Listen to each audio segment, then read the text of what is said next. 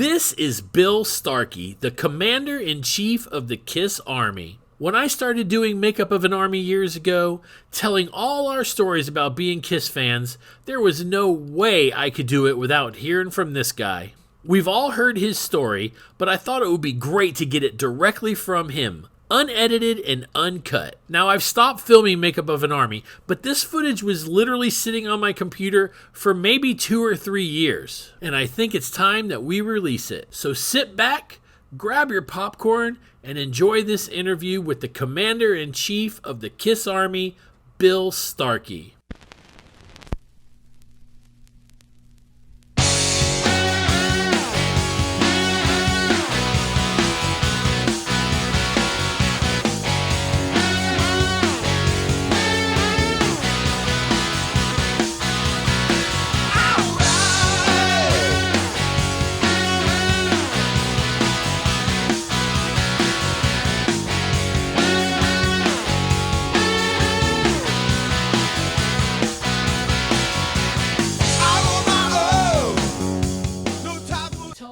About the first time you discovered the band, the first time you saw the band.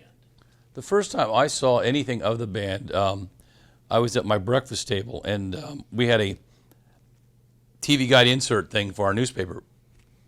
Excuse me. And I opened up one of the pages, and there was a picture of Gene, and it said KISS would be performing on In Concert that night.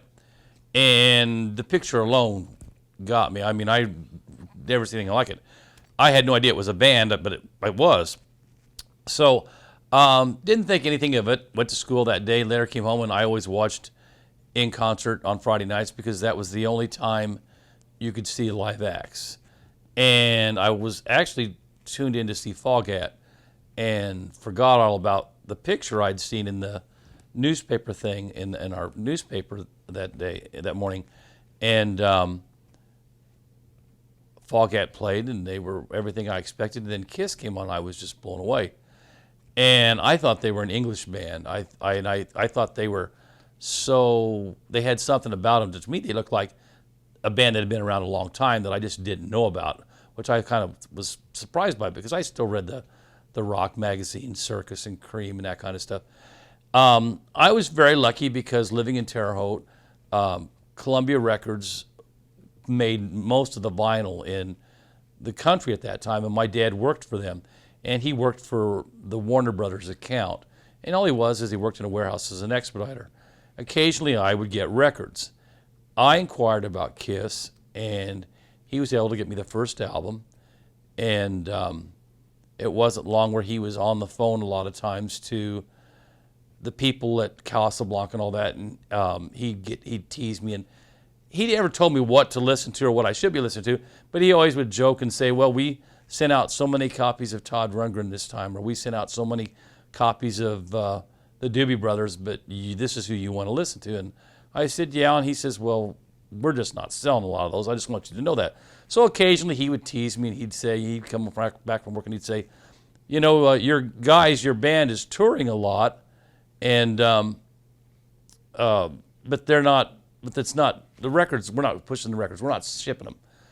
And eventually he said, would you ever like to go to a rock concert? Because I was a guitar player, I played and all that stuff. And I said, sure. I said, but he insisted he would be the one to take me. Of course, my little brother would go with us.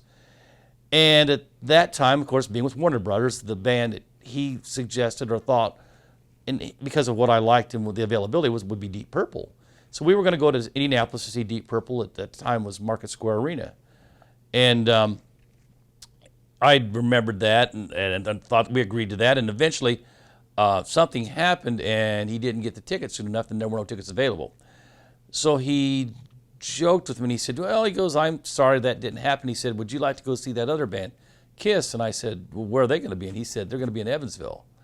And at that time, I think Hotter Than Hell had just come out. And so it was on a Sunday night. It was funny. It was a weird thing because I remember, I think that was the day that O.J. broke the single season rushing record for the Buffalo Bills or something. I remember watching it on football. You only had 3 channels to watch. And so we got in his old beat up pickup truck and we drove to Evansville, which is a good 2-hour drive out in the way. And you're talking December the 8th on a Sunday night before school. And we go to the arena, and Dad goes to the will call thing, and the tickets aren't there. And I didn't know how that kind of stuff worked. Well, Dad came back to the truck, and he says, well, he goes, we got a problem. He goes, they say don't have any tickets in my name. So he got this crazy idea just to go to a Kmart or somewhere and pull out a Kiss record and see the contacts on there, and then he was going to call the contact. Well, there weren't any Kiss records in any Kmarts back then, and there was only two albums out at the time. So he got frustrated. He went back to the Roberts Stadium where Kiss was playing, and he complained to the will call people and told the story and all this. And the concert had already begun, and the lady just said she felt sorry for us. She says, all right, go on in. Well, we got in, the opening act, and I can't remember who they were. They were already playing. And it was towards the end of their set. And the Roberts Stadium's kind of cool because it's an old high school basketball gym, and it's circular. And there's no seat backs. Everything's wooden bleachers. So you hear a lot of the pounding on the bleachers and everything. Well, I couldn't believe how loud it was, and the smoke was everywhere. And, of course, it was festival seating. And when the lights came on, you could just barely see the stage. So Kiss comes out with the usual, you wanted the best, you got the best. And I was just blown away. I mean, I couldn't believe how much different the songs sounded live than on my two records. And my dad, who was not a fan of that music, still enjoyed it because he liked the enthusiasm of the band. He liked the way the rapport that Kiss had with the audience. I mean, they could have got the audience to do anything. So Dad kind of liked it. Tim, it was almost like a high school basketball game. I mean, yeah, except there was music to it and everything, And I was just shocked by everything from the fire breathing, the blood, the pyro, and how much different the song sounded. Well, it made a difference when I went home to replay the albums on my stereo, and of course it wasn't the same. And I laughed because I heard my dad tell my mom, he says, Jane, you ought to see these guys who you went to see. They're pretty remarkable. And she says, yeah, whatever, So I go to school the next day on the bus with Jay, and of course I can't. I've lost some sleep because it's a long trip back from, and we only stayed for like the first two songs of ZZ Top because they were a split headliner then, and ZZ Top had came on after Kiss, and my dad knew after what we saw Kiss, he turned to me and says, have you seen enough? Are you ready to go? And I thought, hell yes, I just saw Kiss. Wow. I mean, how could ZZ Top, it wasn't the same. No. And so I'm on the school bus the next day, and I'm talking to one of my buddies was Jay Evans, who ended up being my co-founder. And I told Jay, I said, because he had the first Kiss album too, and I said, I saw Kiss last night in Evansville. I said, you're not going to believe this. I mean, they did this, they did that, and Jay looked at me and said, okay, and then a couple of the other kids looked at me and they said, have you ever been to any of their concerts before, Bill? And I said, well, no, this was my first concert. And they said, well, it's just your first concert. You don't know what just shut up or whatever, So I let it go, So then a couple days later, maybe a couple weeks later, my dad, we always got the Indianapolis News, and Kiss was being advertised as one of the opening acts for what was called Christmas Jam at the Convention Center with Hydra, Quicksilver, Messenger Service, and at that time, REO Speedwagon, who was the headliner. And REO was really big. They had a hit song out, and they were real popular in Indiana and all that. And my dad talked to my mom, and he dared her, said, I went to see Kiss. Now you need to take the kids to see Kiss. And she said, I'll take you up on that, and she'll do it. And we went, and the bad thing was it was a long, long show. It started at 5 p.m. So Mom had to sit through a lot of acts. And eventually REO Speedwagon came out and did their usual thing. And then I remember the guy in REO saying, stay tuned for Kiss. Well, it was after midnight. My mom was getting really upset. She was saying, we're here to see this band of yours. When are they going to come out? And I said, well, they're going to come out after the headliner, which didn't make much sense to my mom. And sure enough, right after midnight, and this is Sunday morning, December the 29th, 1974, and Paul Stanley yells out, hello, Indianapolis, better late than never. And they just started up and kicked ass just like where they left off in Evansville. And I was loving it, Of course, my mom was gotten a kick out of it. Not as much as my dad, per se, but she was fascinated with Gene because of the way Gene acted and just his appearance. And the only embarrassing moment was when Gene puked blood. My mom screamed because she thought it was real. And I said, no, this is part of the show, Mom. Now, unfortunately, we didn't get to stay for the whole show because my dad was babysitting my sister at that time. And by babysitting, all he was doing was driving around the streets of Indianapolis in a pickup truck with my little sister there while the three of us were at the concert. So we probably got to stay for the first 6 or so shows. I mean, you got to meet. This is like Sunday morning. We've already been there since 5 o'clock. Yeah. Mom felt she'd done her job for her kids. So again, I go back to school and I said, Jay, saw Kiss again, man. I said, I'm telling you, I know what I saw. It was a really incredible show. Well, he's starting to get interested in all that. And there was a thing that Jay, I believe, liked to do a lot more than I did, which was he'd call a request line and like to ask for music to be played on the radio station, which you did a lot, and he didn't mind trying to pull up obscure stuff. Well, they're not going to play a lot of that till maybe a late Saturday night or during their less than peak times. And I remember Jay was telling me that the disc jockeys just said, well, we don't play Kiss, or eventually they'd say, well, you have to talk to the program director about it, because we just can't just put on anything. So. And how old are you at this point right now? 17. 17? We're starting my senior year of high school. This is like in January of 75. We're going to graduate in May. So I had the first Kiss poster from the first album, and I would take it into my locker at school, and I would use it for shock factor. And I would pull it out, and, I mean, if you just look at it, I mean, back in those days, what the hell is this? And we'd say, this is Kiss, and of course, there was always people, back in those days, you liked your band like it was a badge of honor with Aerosmith, whoever, Leonard Skinner was big. And those guys would get on us and they'd say, well, Starkey, you say they're so great. How come they're not on the radio? And that really hurt because I really didn't know how to answer that. Because, we had been calling the radio stations and all that, and we were just getting rebuffed. So eventually we did all this stuff out of my basement because it was like Wayne's World before Wayne's World, and we didn't have anything to do, so Jay said, well, let's call the radio station. And eventually Jay was into this military thing and stuff like that, and I think he decided we would call ourselves the Army or something, and then we combined it into Kiss Army. And we thought it would be funny to write letters, and we could write letters and say, play Kiss or we're going to burn the radio station down. And we would cut out pictures from Cream or Circus of the pyro coming up off Paul doing 100,000 years, and we'd say, this is going to happen to you guys. And then at the same time, we were putting down the other bands that we thought that they catered to way too much. And it came down to my father had gotten in a terrible injury, and he'd fell on the basement stairs, and he was in intensive care for many weeks.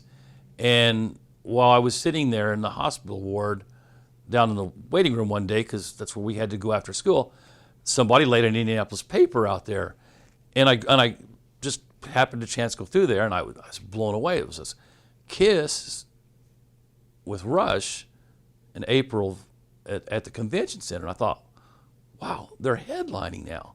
So I couldn't wait to go back to Jay. I said, Jay, Kiss is their headline. They're doing their own shows now. Jay says, we got to do something. So we gathered as many of our friends as we could at school, and we said, we're going to go see Kiss. We're going to travel from Terre Haute to Kiss. It's $5 tickets. Get how many caravans we can go. Well, I didn't have a car. I didn't have a license or anything like that. But I could find somebody who would take me.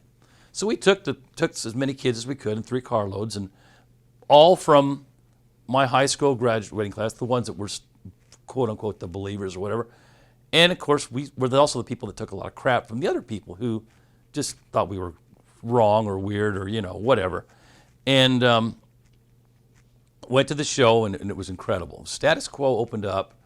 Then Rush came, and Rush was phenomenal. It was before any of their space rock stuff. It was just the first 2 albums. And then Kiss went out and played, and it was Dressed to Kill was probably only been out about a few weeks.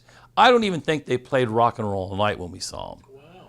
But yeah, that's how new this was.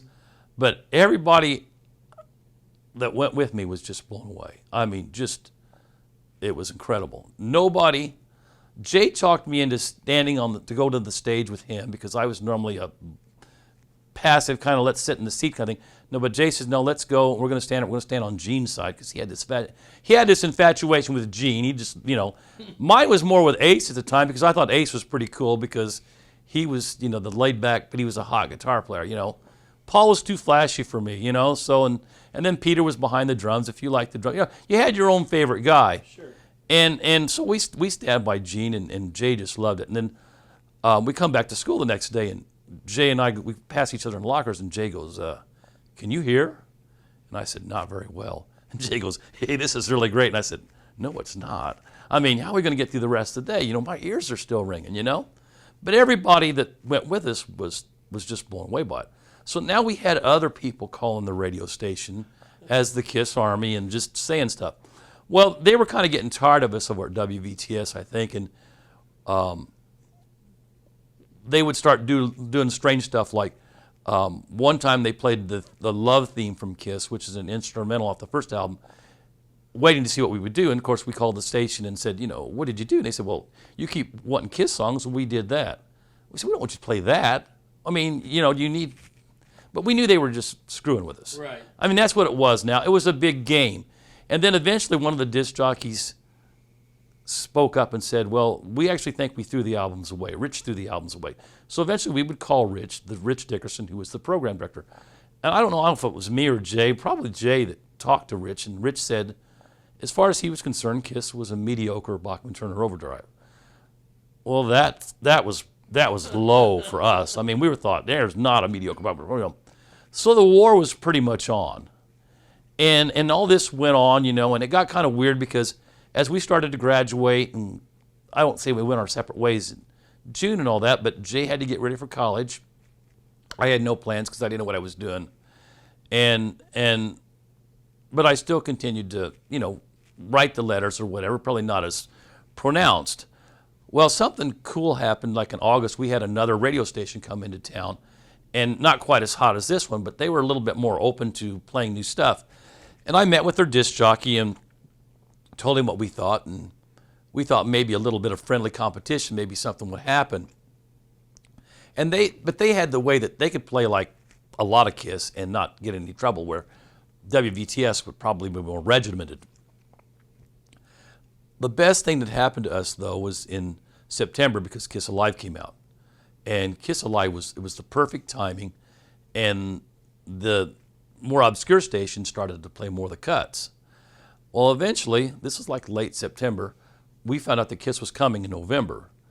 And Holman Center had a lot of acts, Eagles, Doobie Brothers, Leonard Skinner, and all that. None of them had ever sold out the arena, except for Elvis, back in May of that year. So Rich Dickerson, we kind of had like a peace treaty, and he said, "Why don't you bring your records down to the station and we'll copy them or whatever, So I had to say, "Hey, Mom, can I borrow the car? I need to go to the radio station with my KISS albums." She's like, don't know what the hell he's doing. He needs to get a job. He needs to stop doing this, So I did it, and Rich says, you remember those stupid letters you wrote? That's what he called her or something. I said, yeah. And he said, well, when the band comes in November, why don't you write me a couple of them, and I'll read one a day at 5 o'clock in the evening during rush hour, and we'll have call it the KISS Army Letter of the Day. And I thought it was a pretty good idea. I liked it. It was fun. What was I doing? Jay had just started his freshman year at college, and Jay was at Indiana State, and he couldn't quite get as involved as he was originally, but he was still there with me, to begin with, and we still had a desire for this to work. And Rich said, "I'll read them up to the end of the show." The problem is that Rich was a real smart guy and very clever, and he always got the last lick in. So no matter what I said, he turned it around, and he'd say stuff like, "Well, you could put the intellect of the KISS Army on the back of a postage stamp," or whatever. He says, "This proves that they don't know any more than their 3-chord rock and roll." I mean, he always got a jab in on us, and then I would make sure the next couple letters I got back at him. It got to the point where I was putting down the Beatles, Zeppelin, Stone, didn't matter, because now it was the war. Kiss ruled, and everybody else was crap. We were still doing other goofy stuff, like I got my brother and his younger friends. We convinced them to paint up like Kiss. We'd take him down to the mall and walk him through the wall, and then Jay and I'd walk like 10 feet behind him just to get reactions out of people. Some people knew it was Kiss, some people didn't know what it was, but we were doing this kind of crap for just kicks. Or we'd go through the McDonald's drive-thru and let them guys be seen as So one day, we decided to drive by the radio station when WVTS and just do it with the kids. And Rich's wife met us at the door, and she was all excited. And I said, "What's going on?" And she said, "The concert's sold out." and Kiss's people want to meet you guys. Wow. And I said, what? This is what we wanted to do. I mean, to us, Kiss was dark. It was scary. There was something, you didn't want to meet him. I mean, it was okay from a distance. This wasn't our intention. We were just having a lot of fun. And she was super excited. She says, no, and I said, well, what happened? And they said, well, the concert sold out, and the Coins people wanted to know, what did you do differently? Because the Eagles, the Doobie Brothers, Leonard Skinner, Chicago, none of them sold out.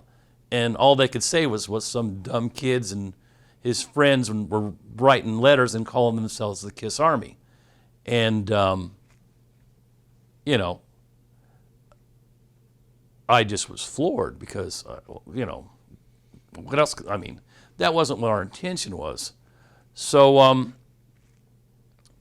eventually I was getting daily phone calls from Alan Miller, who at that time had orchestrated the Cadillac, Michigan thing for Kiss.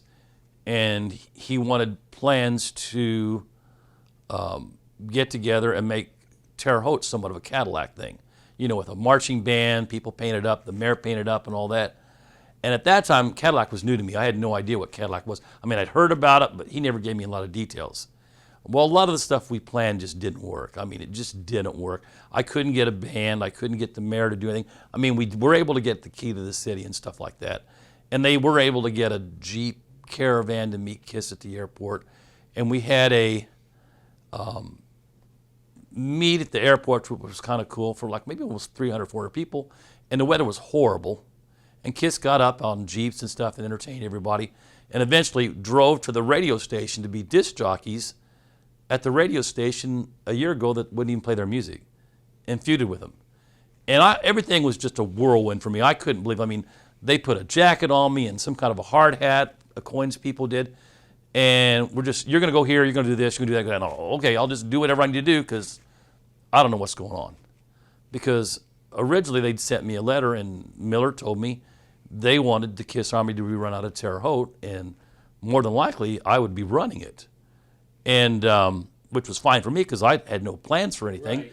And I was a sickly fan to the point where I probably would have killed for him, which was really a dumb attitude. But you're a teenager, and they're on this pedestal, So eventually Kiss comes to Terre Haute and plays disc jockey, and it's funny. And the only other time I get to talk while I'm in the recording studio with them, and I kind of make a fool out of myself saying, well, Rich, here they are. I brought them here. What are you going to say now? When I should have been saying, thanks, Rich, for everything you did, because it wasn't for you, none of this would have happened. But I was still on this ego thing, So, and eventually Kiss comes to Terre Haute, and I think it was right before Rush came out, they called me backstage, and I didn't know what the hell that was about. And I was backstage, and there was Alan Miller, and I got to watch the band go up the stairs to the show. And to me, that's better than anything any fan could ever want to do, is to be down there with the band when the lights go out, and then you hear the Kiss chants. And then they just look at you and say, oh, I think I'll go up there now. And the mirror balls are going and everything. It was really cool. And I had to listen to most of the show that way, until eventually, I think the third encore, Let Me Go Rock and Roll or something, when all the pyro was done, Bill Coin took me upstairs and we watched like the last 3 songs from an Anvil Road case, and I didn't know what that was all about either.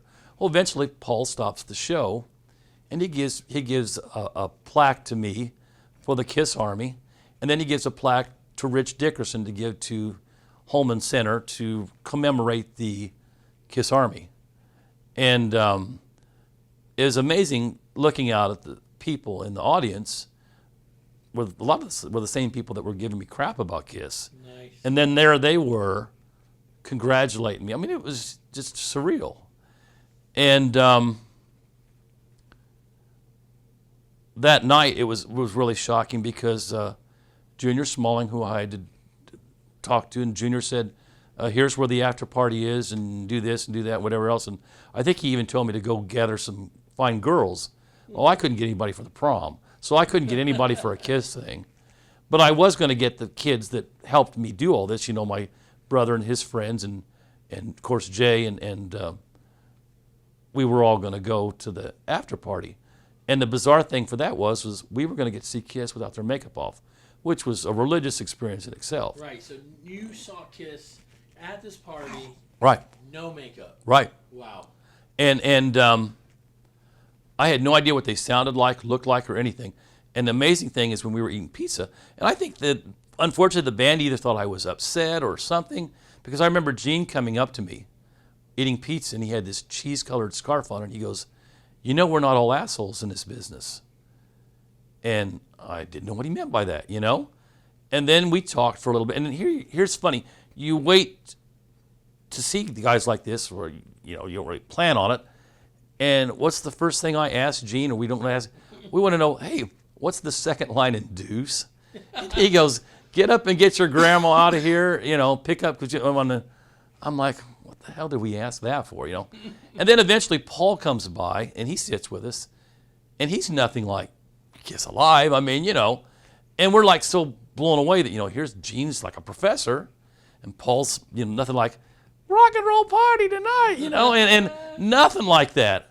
And that it took a while to get used to, you know, and then we were bugging Paul about like, oh, what do you drive? You know, what do you do when you go home? What are your things to do? He's answering all this stuff, and it was just amazing.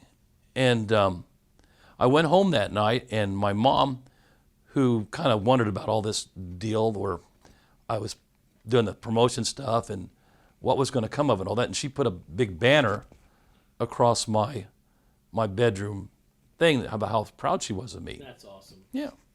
And then, 4 weeks later, they flew me to New York for the New Year's Eve pool party, and I was hanging out with Jim Neff, the Cadillac coach.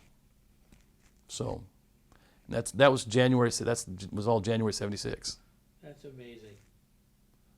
And then eventually, I think 4 months later, I got a care package from Boutwell Enterprises, and they were telling me that they would be the ones handling the Kiss Army, and they were looking forward to working with me on a consultant basis, I guess, because they had very limited knowledge of the band. A few of them even told me they didn't even like the band, Wow. but eventually would come to terms with it. And I had, you know, at that time there was only one Kiss shirt, one tour book, and I think a newsletter. So. Wow. And but all this happened because you fell in love with your first band that you ever saw. Right. They were the band. I mean, I liked a lot of English glitter bands, you know, like Mott the Hoople and people like and Bowie and people like that. And to me, Kiss was like a combination of all my favorite bands, Alice Cooper and all them. It was like everything I wanted to see in one band. And they were an American band. And I think we were kind of fascinated because they were from New York. And when you're from Indiana, you know, I mean, we thought, oh, they're cool. They're black leather, you know, silver face paint. I mean, these guys are, I mean, it was dark. There was mystery to it, you know. No, it was no family entertainment. We didn't know how they talked in real life. We didn't know that Gene was so, you know. Right. I mean, I laughed because when I remember hearing Peter talk for the first time, to me, Peter was the scariest. I mean, he was like, you know, he was like a New York, I mean, F this and F that, you know, and he was the guy we didn't want to mess with, you know, and we never thought that. We thought, you know, behind the drum kit, you know, singing Nothing to Lose or Black Diamond, I mean, you know, but we never thought afterwards, you know, he would be the guy we didn't want to mess with, you know. Just kind of wrap it up here. Yeah. After all these years now. Right. Obviously, you have to be amazed. Oh, definitely. You have to be amazed. Right. But I mean, how often is it that somebody comes? I mean, how often you get thanked? Oh, yeah.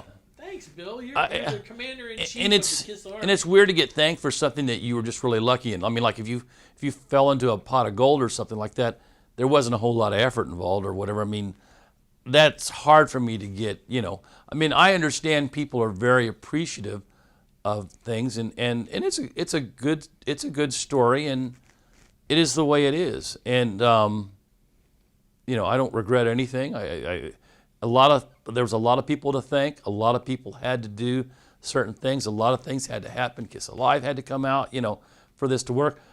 You know, Rich Dickerson had to eventually want us to do the promotion. Alan Miller had to go with it. I mean, there were a lot of people that should be credited for instead of thanking me. You know what I mean? That's just the way I feel. I understand, and that's humble, but you know, I like for me myself, I want to say thank Right. you. Yeah. Well, I You mean, know, yeah. it's like you know, ultimately you are the name and you are the face, but you were a fan, and you know made it happen, and I want to thank you. I appreciate that. I don't regret anything, and I would never trade any of the experiences that I had and I saw with Kiss back in those days with anything today. It's just hard for me to even relate, because I tell people I watched the last 3 songs from the Kiss Alive set on a anvil case with Bill a coin, and then get an award in my own hometown in front of my hometown friends. Amazing. It is. It's a movie, man. It's you can't, It's a dream. It is. And to this day, at the age of 62, I can't say that I've ever done anything similar to that, or with anybody similar to that, So, Absolutely. yeah. It's pretty awesome.